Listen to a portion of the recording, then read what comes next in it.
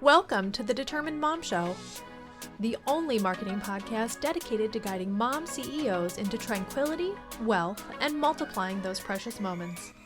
Welcome to this episode of the Determined Mom Show. I am your host, Amanda Tento, and I have with me Dominique Dunlop. She is a former teacher turned digital marketing obsessed Canadian mom of two. Through her done-for-you content repurposing services and lead generation Pinterest VIP days, Dominique's goal is to help you develop a low-effort, high-traffic marketing strategy that will allow you to attract leads on autopilot and be everywhere your clients are without leading to content creation burnout. That sounds like a dream, first of all. But I also want to just touch on what we're going to be talking about today before I allow you to kind of tell us how you got started in Pinterest. But we're going to be talking about 5 strategies for using Pinterest to grow your business. So this is going to be a killer episode. This is actually something that people have been requesting forever. So I'm glad that I found you and that you're here to talk about it. But how in the world did you get started like specializing in Pinterest? Through a series of random online rabbit holes. When I left my teaching career after I had my second child, I basically decided that I needed to figure out a way to earn my income from home because I couldn't go back to the classroom. And so I started out blogging. I started out with a learn from home play-based preschool program that I had put together for mostly stay-at-home moms and taken my teaching expertise that route. The more I got into that and started learning how to actually market the preschool program, the more I realized I liked the marketing side more, the preschool side at that point. So in talking to a few of the online connections that I had made over the past while and people I had connected with in trying to market my program, I ended up connecting with a few women who I call very close friends now that were Pinterest experts. And one of them had a program that trained Pinterest VAs. I decided to give it a try, thinking maybe I would use it for my own marketing. Maybe I'd go a different way, not really sure what was going to happen. And soon after, I took the plunge and completely pivoted away from the preschool program and into the marketing space instead. So do you feel, this is going to be like a mom question, but do you feel more fulfilled and do you feel like that switch has allowed you to have more time with your kids? Like just not having that hands-on, hands-on. Yeah, it's such a tricky balance, and I'm sure most moms can relate. I was putting so much time and effort into the classroom, into other people's kids when I was teaching, not to mention we also live quite rurally, so I had quite a drive on top of things. But now it's just balancing the home life. So there's days that I feel like I'm not giving my kids the attention that I need to be because they're at me and they're needing this and they're needing that, and I'm trying to balance client work and not, but at the end of the day, I get to be here with them. And that's been really critical for our family through the pandemic, not having to worry about childcare.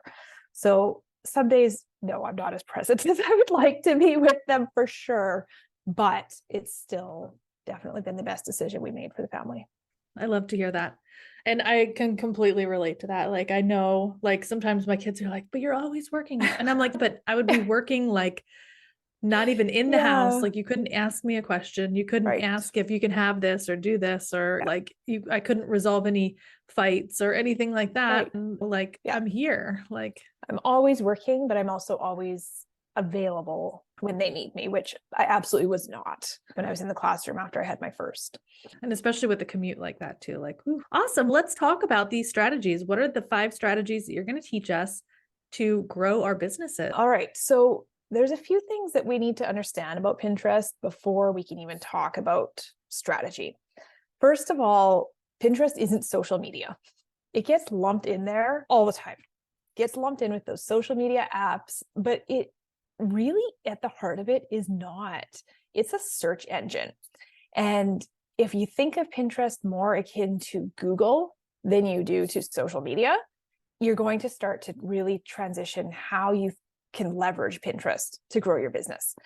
I see people all the time. They jump on there with their social media tactics and strategies that worked on Instagram. It's not going to work on Pinterest. The other really important thing that we need to understand about Pinterest is because it's a search engine, it takes time And it is a slow burn. You have to be in it for the long haul, and you're not going to get instant results. So I would never recommend Pinterest be your sole marketing platform right from the get-go. It's going to take time before that snowball starts to roll. So that's my big disclaimers and caveats about Pinterest. One of my mentors likes to refer to Pinterest as the ugly stepsister of social media, because it doesn't get that same attention that the other platforms get. But at the same time, it is such a powerhouse if we can invest some attention into Pinterest. And the other thing about Pinterest is once you've got your strategy in place, which we'll talk some about today, you can have your Pinterest marketing completely automated and operating in the background in as little as about 4 to 6 hours a month, which is way less time than you're probably spending on other social media platforms. And you can sit down and do it in one shot for the month. There's no obligation to show up and engage on a daily basis and just be present. You can sit down, do it, bang it out, and it's done till next month. So that's something to keep in mind too when we're talking today. I have 2 quick questions if you don't mind answering them. One is, do you find that people give up? Like they'll say, okay, I'm going to go do Pinterest, and then they get started. And then because of that slow burn that you talked about, it just doesn't happen. And then they're like, done. Yeah. Okay. And so many people give up right when they're at the cusp of things could have looked different for them. Just to give you an example, what we're talking about when I say slow burn. When I take on a monthly management client, I do a minimum of a 6-month contract because I don't even expect to see a whole lot happening in that first 6 months. And that's something that I take a lot of time to prime my clients with, that we have to trust the process here. We're looking at a year or so before we're really going to start to see the fruit of our effort happening. You don't eat the fruit the day you plant the tree. So what I see a lot of times with people who are getting started with Pinterest or managing their own Pinterest, they'll go gung-ho for 2, 3, 4 months. And then they're really disappointed in what's happening in their statistics. So they bounce. But if I come back to that same account down the road, that effort that they put in for those 4 months is still bringing them traffic 2, 3 years down the road. And they don't even realize it because they bounced already. Wow. Because what you post on Pinterest today is going to drive traffic for years to come. The reason it's going to take so long for us to even see anything happening in the beginning is with the search engine basis of the platform, it takes time for content to be indexed. So when I publish something for a client, it might not even be indexed. We don't know the exact timeline. Pinterest doesn't share that, but it appears that some content looks to be around 6 to 8 weeks before it's really indexed. Wow. And that's also important to keep in mind if you're posting seasonal content.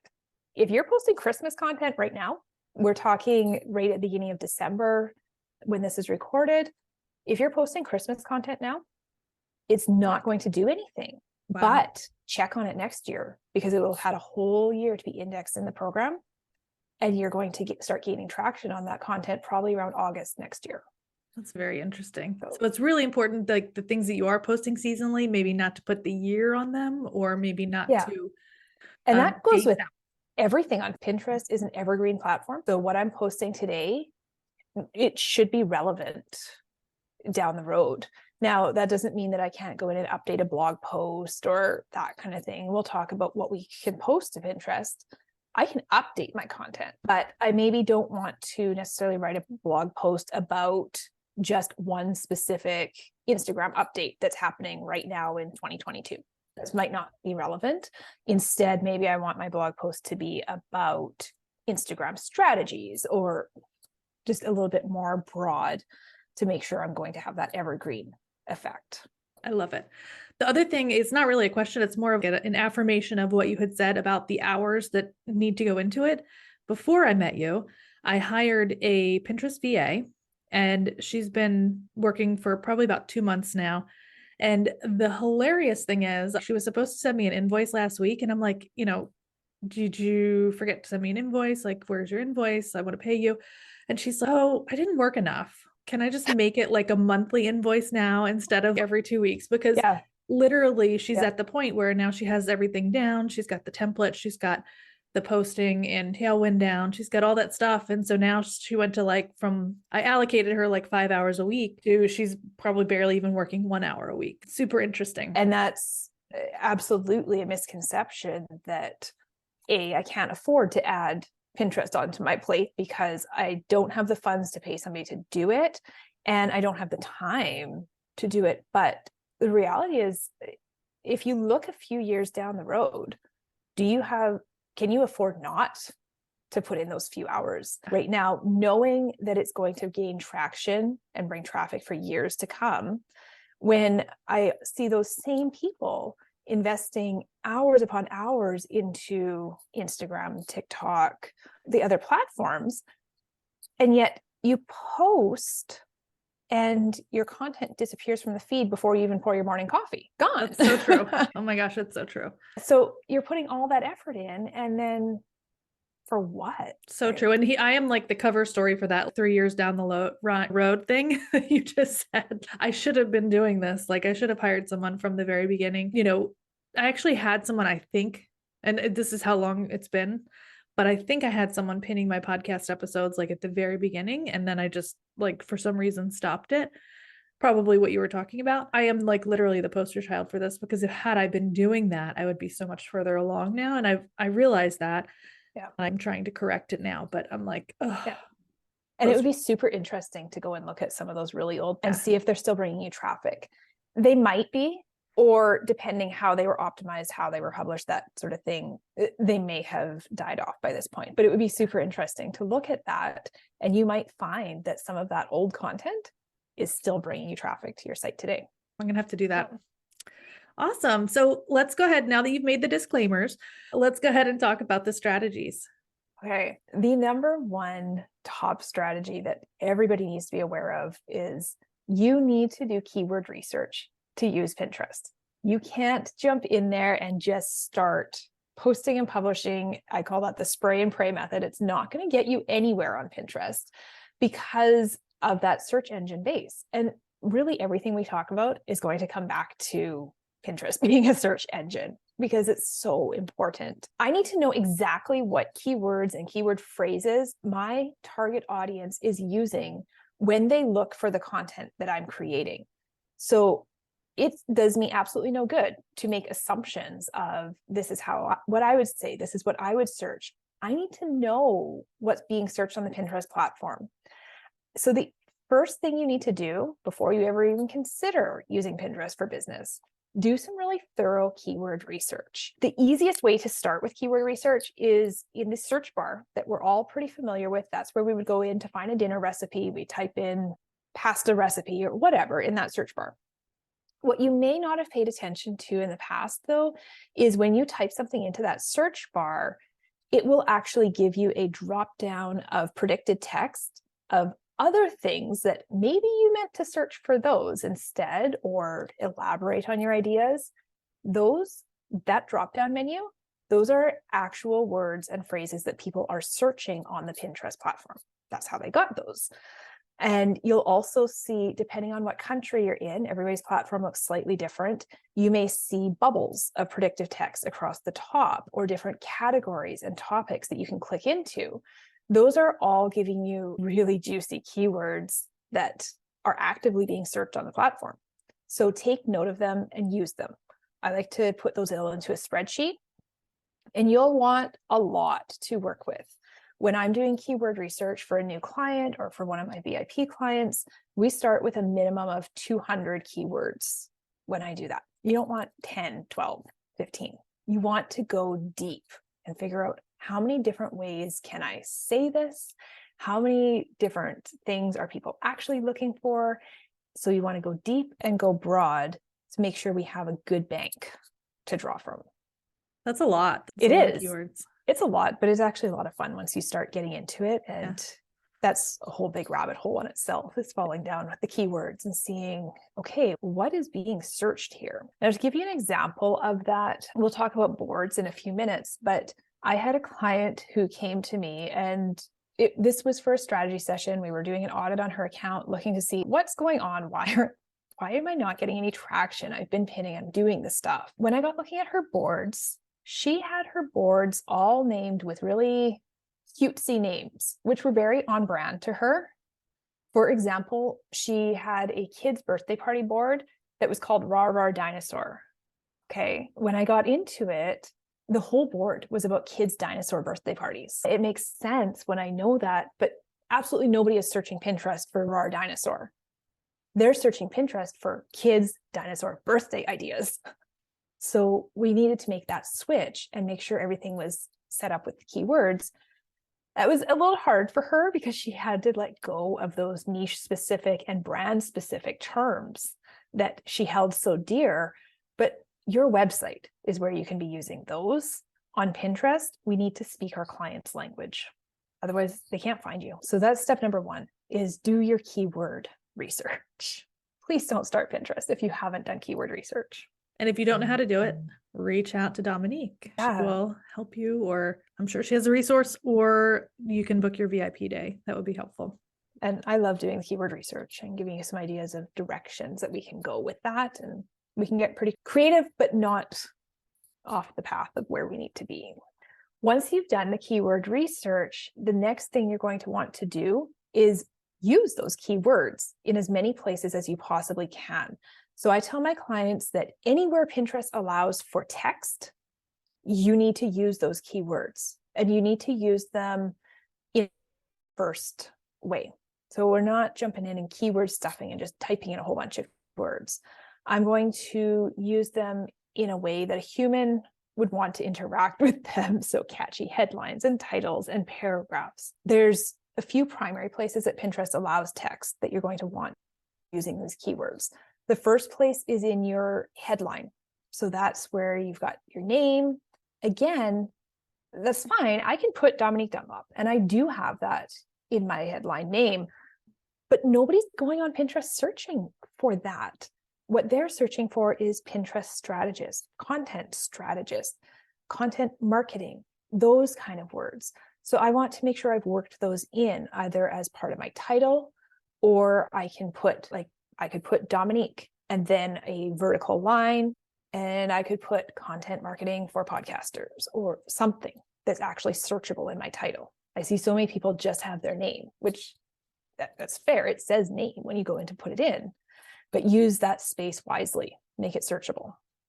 Then you're also going to want to create a very keyword rich bio on your account. Now, this used to be limited to, I want to say it was about 150 characters, which was quite short, like an Instagram bio, but they've opened it up and it's 500 characters now. So write yourself a nice paragraph about what you do, who you serve, and weave in those keywords and phrases as much as you can, because that portion of your account is also searchable. So that's your title, your bio, and then there's a few other places across the account you're also going to use the keywords. You're going to use them when you set up your boards. Now, if you're not familiar with how Pinterest works, your boards are almost individual bulletin boards or cork boards that you have across your account, or your filing folders. You can think of your account as the filing cabinet, your boards are the file folders, and your pins are the files within those folders, if you want to take it down to a kind of paper pencil level here.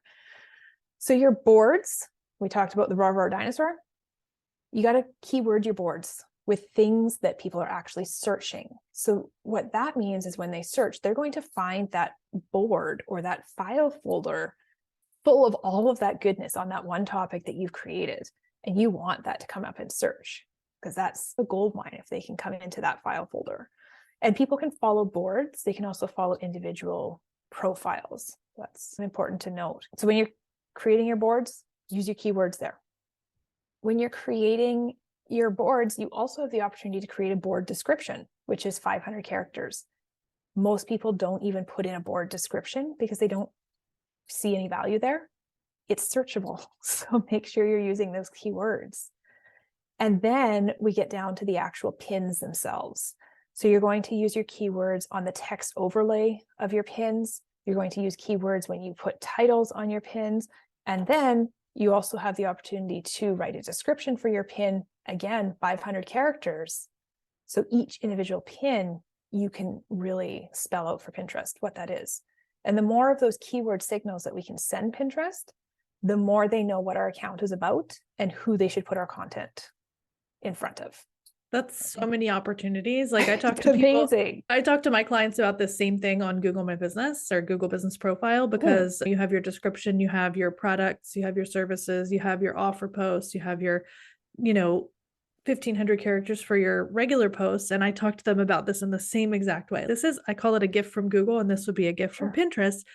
But like you have all of these opportunities for just one pin to get it right and to give them the keywords that they need to know in order to serve you to the right people. Hello, use it. Exactly. Pinterest is like saying to us, who is this for and what do they need? What should they get out of this?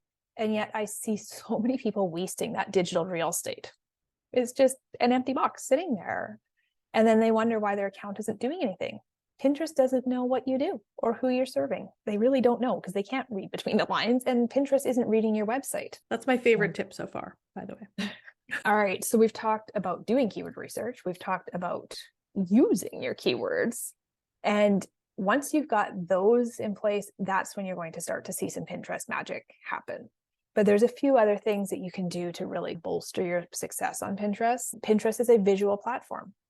So make your content visually appealing, and it needs to stand out in the feed.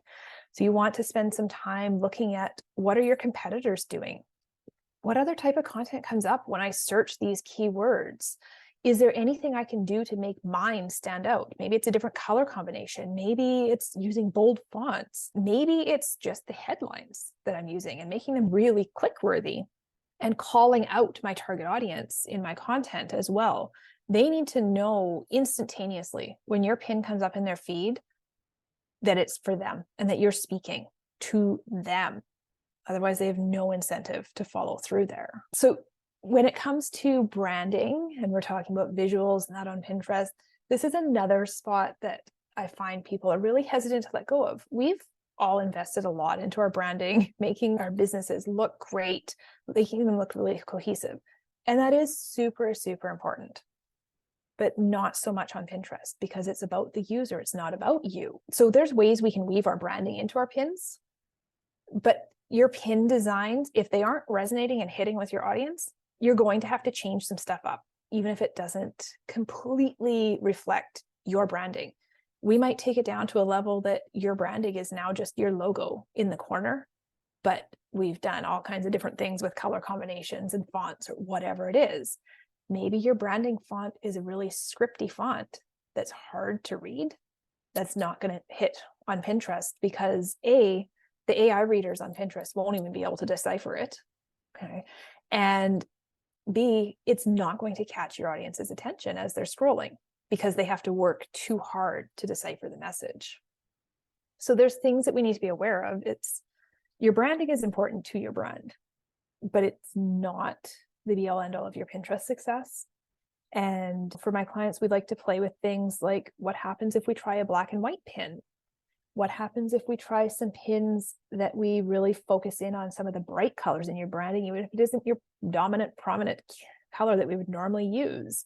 What type of images are resonating with your audience? Just playing with that, and it will take time to figure out what is really working. Now, that's not to say you can't work from templates, but even a Canva template, you can just switch out those colors pretty quick, switch out those fonts pretty quick. We're not starting from scratch all the time. Oh, I didn't realize that. I think that's a great observation. It's something that I think about, like it's in the back of my mind. Should I just be using my branding colors? Because my branding colors are like very unique and distinct. So as soon as someone sees something in their feed, any type of feed, they know it's for me. At the same time, I feel like these people don't know me. Like it's an introduction, right? Yes, you know what, that kind of leads into the next thing here. You've hit it right on the head. When we think about Instagram is our nurture platform. Our audience knows us, and it is super important that they recognize our content when it comes up in the feed because they're there to get to know us. We're warming them up. We're leading them through our sales funnels. We're building those relationships. That's not what's happening on Pinterest. Pinterest is a discovery platform. They don't know you. They don't know me. Most of the people that click through your pins will not be necessarily repeat users to your account. There's going to be some for sure. We've got followers. They're going to see our feed content come up, but the majority, it's a discovery platform. They're discovering you because you've presented a solution to a problem that they have, or you've presented something that meets their need at that moment, not because they came searching for Amanda, not because they came searching for Dominique, not because they came searching for your business name. They don't care. All they care in that moment is, can you meet my needs? Do you have what I want? The answer to my problem, the answer to the question, the recipe, the whatever. And then we lead them to the website. Then we lead them onto our email list. And then we lead them to Instagram or TikTok. TikTok's also a discovery platform too. So we have to it can be a little bit of both there. We lead them into that funnel, and that's where we start to get to know them. So yes, your branding is important. And I do stick with mostly branding colors, and I'll always have my clients' logos or website or something on their pins. But there's times that our own personal branding just doesn't resonate on the platform. Or something I have to watch for myself, I have pink in my branding color, which is great. But if you look at a lot of other social media marketers, social media managers, pink is an extremely common color in that niche. So I will use the pink in my branding sometimes on Pinterest. There's other times I'll pull back on the pink and use my other colors because I stand out from the other social media marketers at that point. So you don't want to necessarily blend in. That makes sense. So, excuse me. So treating it appropriately is going to give you great returns. The next thing to be aware of with Pinterest, I hear so often, oh, I don't have time for that. We've talked about not having that time. Pinterest is your repurposing platform. You're not creating anything new for Pinterest. You're using Pinterest as a discovery platform to drive traffic to the things you've already created.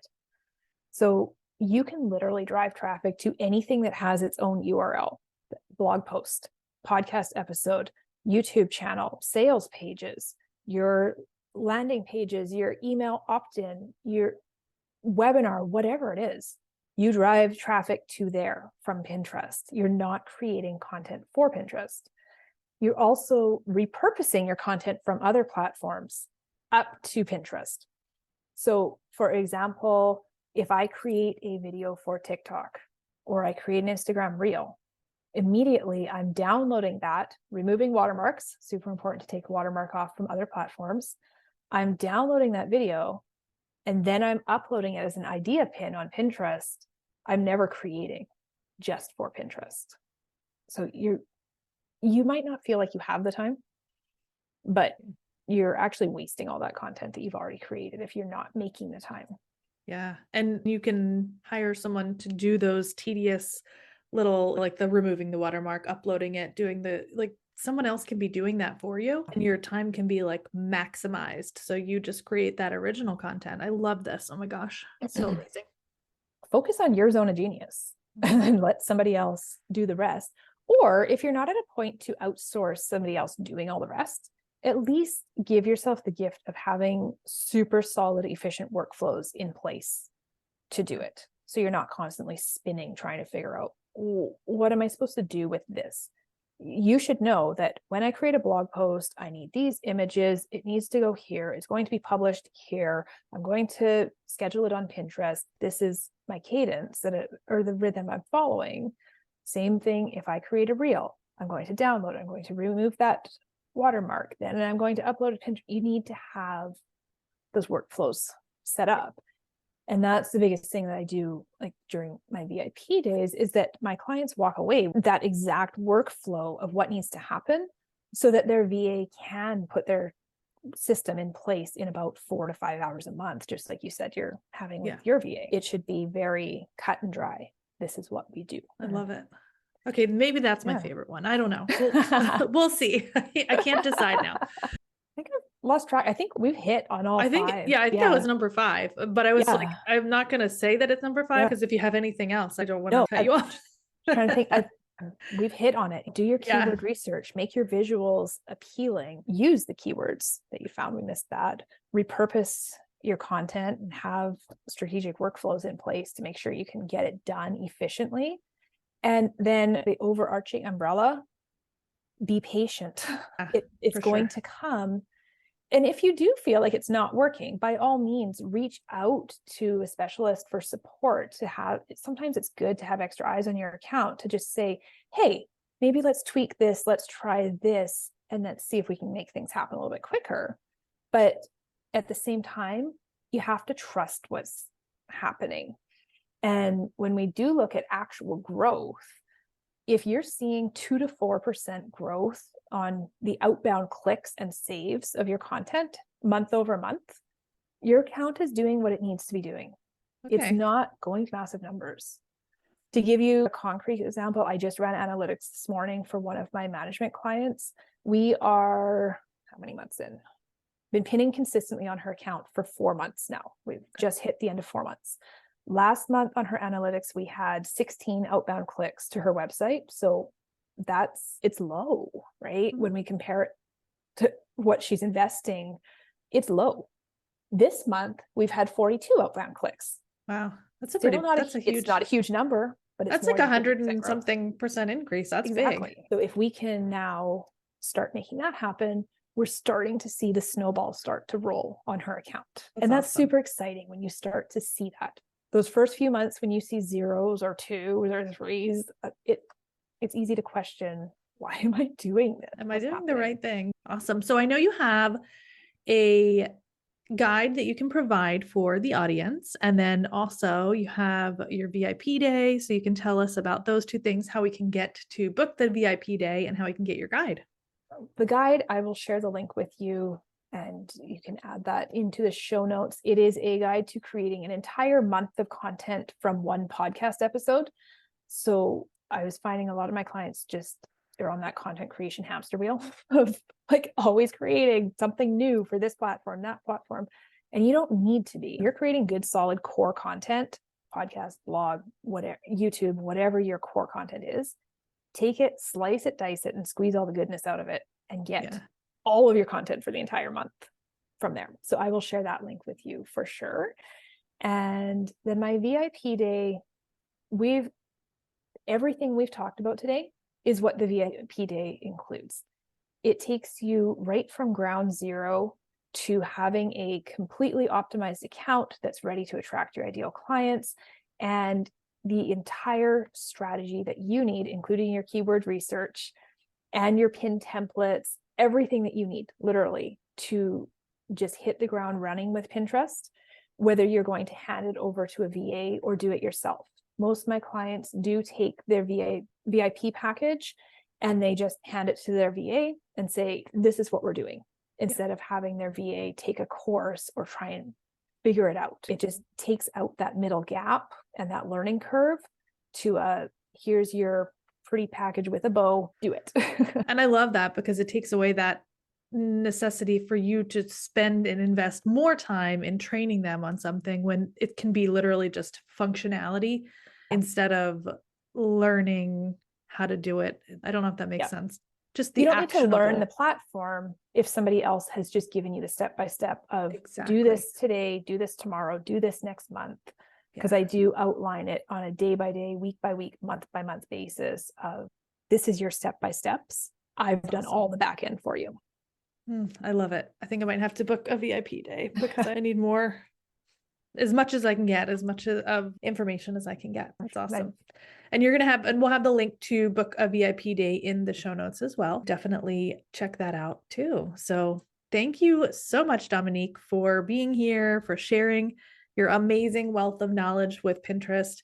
And I am sure that we're all going to go right now and look at our Pinterest accounts and kind of evaluate them and get started. So for sure. And as you're saying that, I thought of one more little key tip I'm going to slide in there. If you're not using a business account, please make sure you switch it to a business account. If you're still on your personal account that you planned your wedding on and you've got all your kids' birthday parties planned on, you need to switch it up to a business account. And you can either start fresh or you can just toggle that in your settings. You can switch from personal to business, but you need to get it on a business account. That's a great tip too. Awesome. Thank you so much, Dominique, for being here. Thank you for having me. It was such a great chat. Let's face it, piecing together a marketing plan with the things you hear, watch, or read online, while tempting, is never a good idea. The truth is, people don't search on social media for your services, and even if they do, they will still be going to Google to check your ratings. By not having a cohesive, proven marketing system, you are leaking clients and customers through giant holes in your customer acquisition bucket. So let's talk about what else isn't working. Posting tirelessly on social media, tracking followers as a business metric for success, paying for ineffective marketing, buying glossy ads in Coupon magazine, spending time replying to comments, paying others to manage your social media with no actual sales coming in. So what is going to work? Having a proven marketing system in place will plug every hole in your bucket and allow you to begin to fill up with new customers and to also retain and nurture your current ones. Go to tdm-marketing/6-marketing-musts and download our free guide to 6 marketing musts guaranteed to get you more customers.